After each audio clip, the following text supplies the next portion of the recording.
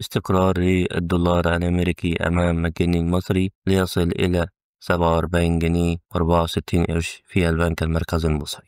أهلا بكم في قناتكم اللي بنقدم فيها أحدث أخبار الاقتصاد وأسعار الدولار والذهب أول بأول. سعر الدولار النهاردة الخميس بدأ تعاملات على انخفاض بسيط أمام الجنيه المصري، حيث سجل سعر الدولار في البنك المركزي المصري 47 جنيه و64 قرش للشراء، 47 جنيه و77 قرش للبيع. أما في البنك الأهلي المصري وصل الدولار 47 جنيه و67 قرش للشراء، 47 جنيه و77 قرش للبيع. في بنك القاهرة سجل الدولار 47 جنيه و58 قرش للشراء، 47 جنيه و68 قرش للبيع. في البنك الأهلي المصري سجل الدولار شراء 47 جنيه و67 قرش، بيع 47 جنيه و77 قرش. في بنك الإسكندرية سجل الدولار شراء 47 جنيه و67 قرش، بيع 47 جنيه و77 قرش. أتمنى ربكم فدتكم. لو استفدت من التحديث متنساش تدعمنا بلايك واشتراك في القناة علشان يوصلك كل جديد لحظة بلحظة. شكرا ليكم واشوفكم في فيديو جديد. سلام.